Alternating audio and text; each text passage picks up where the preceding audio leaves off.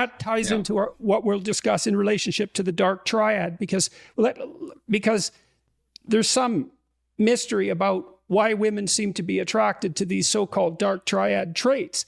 And I would say that they're using them as insufficient markers for the ability to or the acquisition of status. So, and narcissists capitalize on that, right? Because a narcissist looks confident, and lots of confident people are competent, but some confident people aren't competent, but they can fool you. Yes. And then I think the other explanation is that if you had to choose between a benefit conferrer who could punish free riders and one who couldn't, you should pick the former.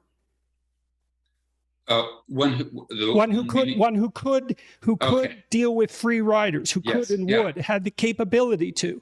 And so you see this sort of thing. I really like the Disney movie Beauty and the Beast. I think they got it right. And there's Gaston in that movie, and he's a narcissist, but he has physical prowess. Like, he can't understand why he's not the guy, but he's narcissistic. And then there's the Beast, who's a beast, but he's tameable. And so he can be a benefit conferrer, and he has the capacity to inflict cost. Yes. Yeah. And the two are often correlated in nature. So, like, for example, if you have physical prowess or athletic ability, then you have both the ability to confer benefits, in the form of, say, protection or hunting skills, but also the ability to inflict costs by, Okay, so let's talk about the dark triad then in relationship to agreeableness, because do you want to just tell everybody what the dark triad is first, so that we're all on the same page? Yeah. So the dark triad, I think this was originally named by one of your Canadian psychology colleagues, Del Paula, at the UBC. And the dark triad originally was three triad, but it's narcissism, Machiavellianism, and psychopathy. So where narcissism is typically marked by a sense of grandiosity, a sense of entitlement. They think they're the most intelligent, the smartest, the most attractive, the most charming, the most skilled, etc. Or in the words of one of my former graduate students, they think they're hot, but they're not. And I think there's a way in which people do have the ability to assess whether that high self-esteem is warranted or not. Because we have even words in our language for things like arrogant, that kind of connote someone who is thinks that they're more beautiful or more intelligent or more capable than they actually are. So that's narcissism, but the entitlement is, I think, a critical component of narcissism, where they feel, I'm so great, I deserve a larger share of the pie, including the sexual pie, when we get to the issue of sexual conflict and sexual coercion. Machiavellianism, that stems from the Prince of, I can't remember how many hundreds of years ago that was written, but it's basically people who pursue an exploitative social strategy. So they are, when we were talking about reciprocity earlier, they will feign reciprocity, feign being good reciprocators, but then they will cheat. And so these are the liars, the cheaters. Right. So if the patriarchy was based on exploitative power, then dark triad personality traits would be adaptively and practically useful and desirable, if that was the case. Yeah, if that was the case. Yes. But, yes. Okay. Now, and that gets complicated, because one of the things your research has indicated is that there is a manner in which women are attracted to people who manifest dark triad traits. Yeah, I would add the qualifier that it tends to be younger women.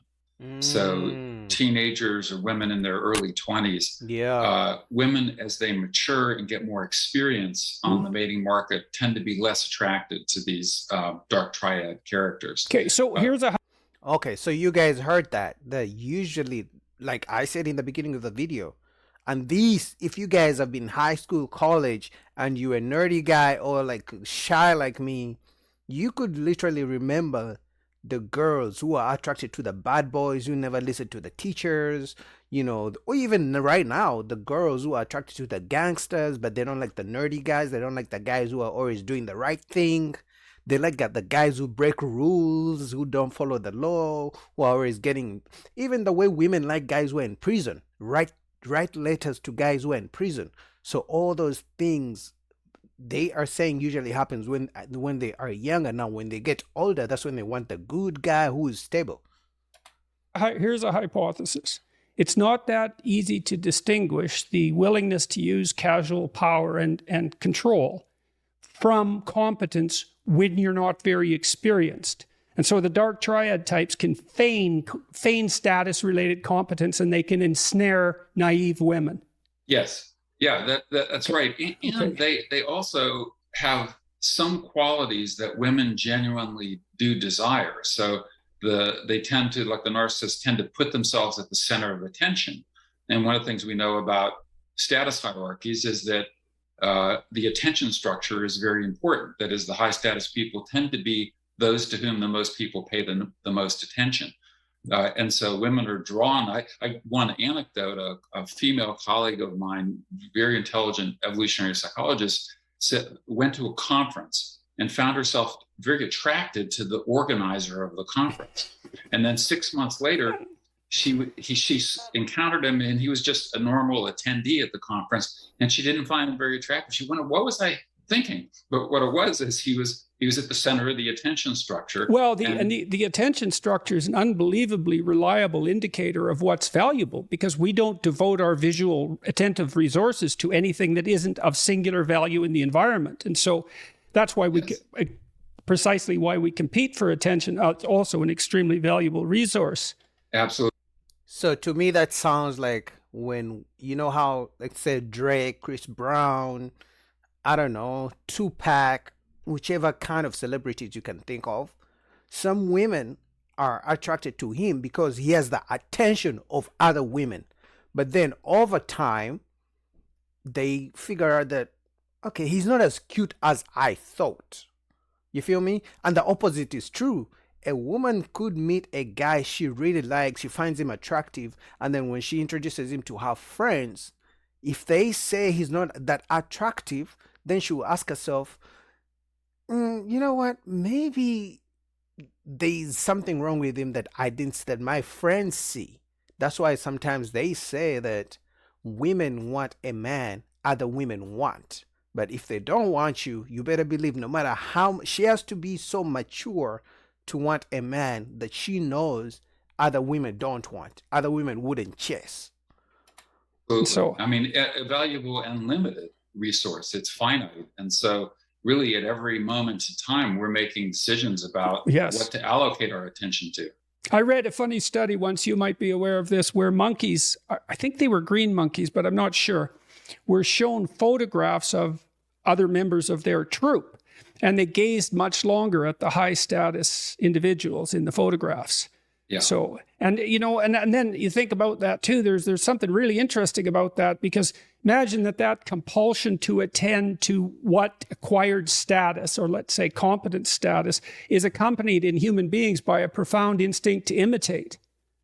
Right, that's right. Because, I mean, we are social learners. And one of the things that we try to do is to emulate those who have qualities that are associated with status. Mm-hmm. And that gets into, and those vary from group to group and subgroup to subgroup. And in the modern environment, we have this kind of a weird situation of a proliferation of status hierarchies, where you can be the top social influencer, where the only thing you have going for you is, a line of makeup or something like that, or nothing at all. I mean, Paris Hilton was like famous for being famous. And so she got a lot of attention, but there was no real benefit there. But we have like if you play video games, for example, which I don't happen to, but there's status hierarchies within those. The most skilled video game player, the most skilled football player, rugby player, tennis player. Yeah, well, yeah, because back in the day, men used to be famous or get attention for being warriors. It's like that was the main thing. He can fight, He has the status. He's known. That's why we can hear about all the former fighters. They used to be big, but right now you can have status. I mean, if one day God blesses me with 1 million subscribers, now I'm famous and have the status just because I'm a content creator. You feel me? So they're saying that these days people can be famous for anything. Now, if you're a woman, you can be famous for being beautiful. For example, Steve Harvey's daughter, Lori Harvey. We just know her because she has been with multiple,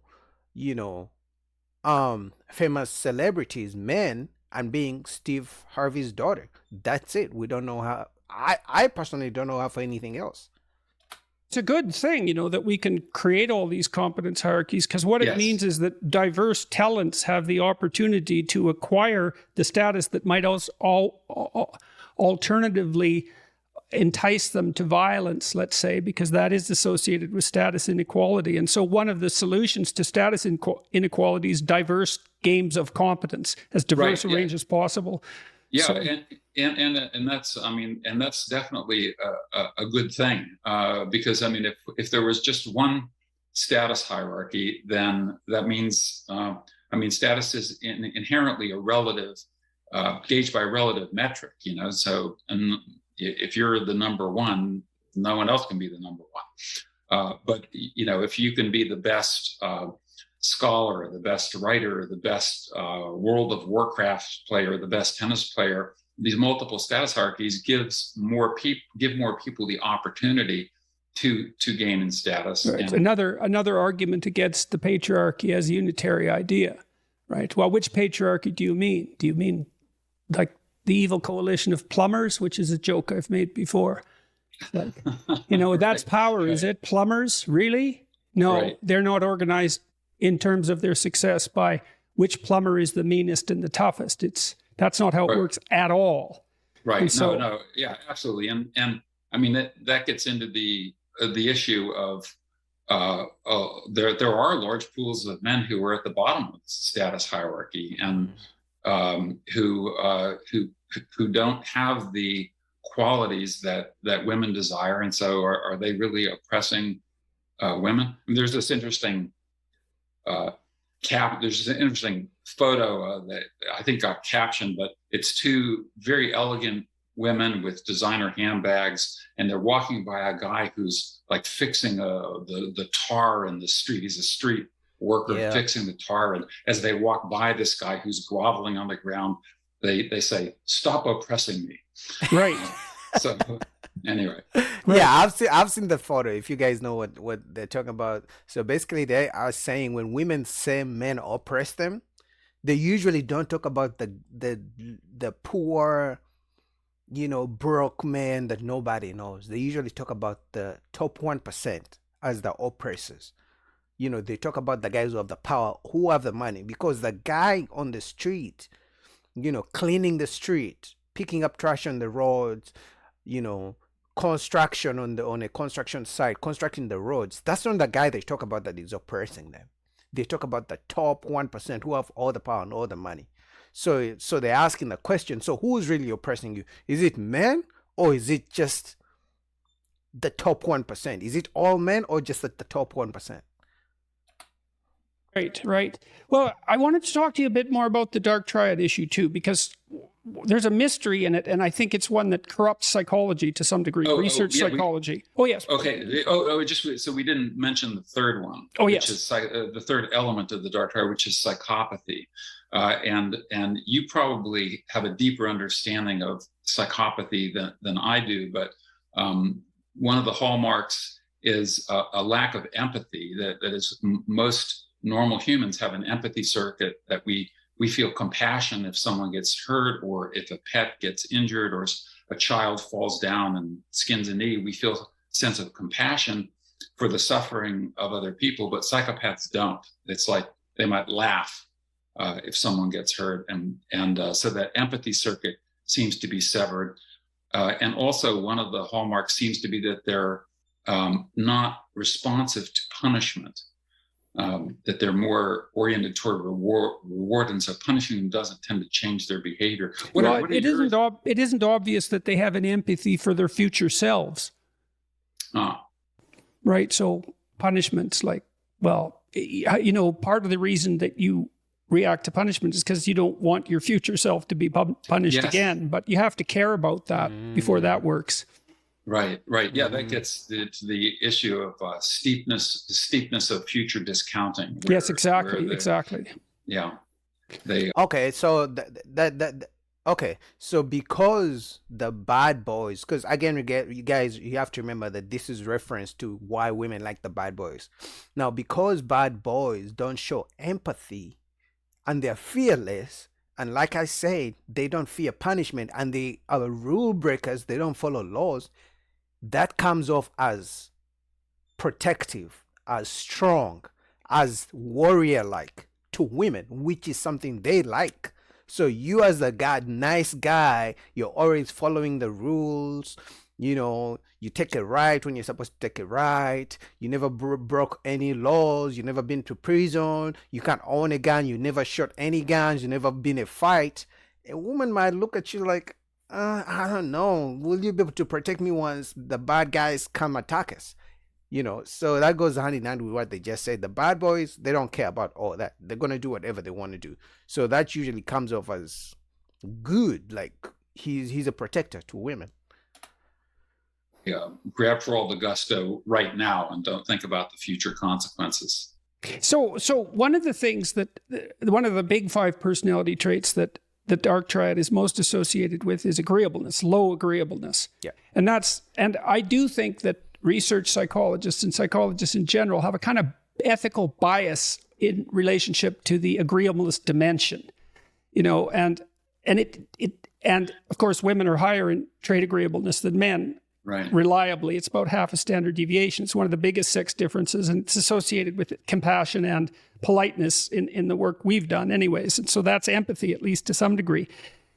Now, the question is, what is the ethical utility of lower agreeableness, right? Because you'd think, well, it would interfere possibly with sharing, right? Because if you're more compassionate, more empathic, you're going to feel the hunger of other people and you'd be more motivated to care for them, let's say. But it's also possible that low agreeableness has something to do with, well, perhaps hunting prowess, that might be part of it, but it also might be part of the solution to the free rider problem. And so women are in a conundrum with agreeableness, right? Because they need a mate who's agreeable enough so they can bond with them and that will care for their children and that cares in general. But they need someone who's disagreeable enough so that they're capable, let's say, of dealing with free riders. And right. So one way of saying that is agreeable with respect to them, but the potential for being disagreeable with respect to those others when they need to be punished or they need to ward off an attacker. Right. Oh, okay. So kind of like what we always reference when we say that women tend to want a guy who can cheat. He knows other women want him, but they remain loyal to her. So she has this guy who all other women want, but he remains loyal to her. So in other words, women want a man all women want, but he only wants her. And you can see that that's a real tight line to walk down. You know, and part of what constrains agreeableness, let's say from a temperamental perspective, so if you're low in agreeableness, let's say, well, you're less empathic, you're more competitive, you're rougher, blunter, tougher, you know, what would you say, at least with regards to the compassion you show to others. And so what helps modulate that? Well, some of that would be conscientiousness. And so in the dark triad types, you see low conscientiousness as well. You know, really low agreeable, high conscientious types are quite interesting because you can trust them because they'll do their duty, but they're very blunt and direct and harsh. And that can be helpful as well because they'll tell you unpleasant truths, even if they hurt your feelings. So there's some utility in that. So you can imagine that agreeableness can be modified, let's say, by conscientiousness. Mm-hmm. So that takes the psychopathy edge off it, because low agreeableness and low conscientiousness, that's a rough combination. Yes. And so, because there's nothing constraining it. And so women are attracted to some degree to the lower agreeable types. And I think that accounts for the bad boy paradox that you described, at least in part. And maybe it takes further experience and wisdom on the part of judicious women to see where they can get the disagreeableness that's necessary, but it has to be hemmed in by something like, well, conscientiousness. Yeah, other personality traits like conscientiousness. Yeah. I mean, one other reason that I think that women are attracted to the dark triad, at least the younger women, is that they're often risk takers. So they will do things like motorcycle jumping or ski jumping, or take physical risks, speeding in their cars, or and so the kind of daredevil mentality, and women, at least younger women, find that exciting. But yeah, I wonder if they confuse that with trait openness. Right, because the open types are going to experiment. They're going to try lots of different things, and that daredevil, I don't care, might be not easily distinguished from the capacity to engage in creative problem-solving pursuits. And perhaps with courage as well. Yeah. So I think courage, and also one of the that people who take risks often in fact have the ability to afford those risks, if you will. So, for example, doing some dangerous athletic feat, if you're not an athletic person, you're going to fail at that. And so, in some sense, some of these daredevil behaviors, I think, are kind of cues that you have the ability to afford to take those risks. But these guys, these high dark triad guys, are absolutely disastrous as long-term mates. So that they might be exciting for sure. I mean, that's why I think that women, as they mature, stop being attracted to these guys, especially if they're looking for a long-term mate, because these are guys, the dark triad, they're more likely to cheat. They're more likely to seduce and abandon. They're more likely to engage in deceptive mating tactics. Yeah. And so they tend to be big trouble when it comes to long-term mating. Yeah, well, it also looks like they value themselves greatly. And, sometimes people value themselves greatly, and so they have high mate desirability in your terminology, or maybe some little corruption of your terminology. And again, I think the dark triad guys mimic that. It's like, I'm so good I can afford to, distribute my sexual prowess wherever I see fit. And there's all right, man, that's the end of the video. But just to address that last point, I think I kind of disagree. When he said, I kind of disagree, not fully, but when he said that as women get older, as they mature, they tend to give up on the bad boy, right? And then they settle, they look for the long-term guy. It's true, yeah. They tend to give up on the bad boy, but I believe the only reason they give up on the bad boy is because they cannot get the bad boy into commitment, into a long-term relationship. And then they realize, okay, I'm going to need a guy who's going to stay there for my kids, a present father. So what they do, they have to choose. Okay, I'm going to settle for the nice guy who's boring. He doesn't really make me, excite me. He doesn't get me excited. He doesn't turn me on, but I'm just going to settle for him because I need someone to be with my kids, but I also need someone to pay the bills. And this bad boy, yeah, he excites me, but he's not going to pay the bills. He's not going to be there for my kids. So you know what? I'll just settle for the good guy, for the nice guy. But usually on the side, they could go back with the bad boy and cheat with him. And sometimes they already have 1 or 2 kids from the bad boy. So you as the nice guy, it's up to you to choose. But anyway, man, shout out to Jordan Peterson. Like I told you guys, you need to go get his book. This was my favorite book from him. I think one of his first books, 12 Rules for Life. You can get it on Amazon.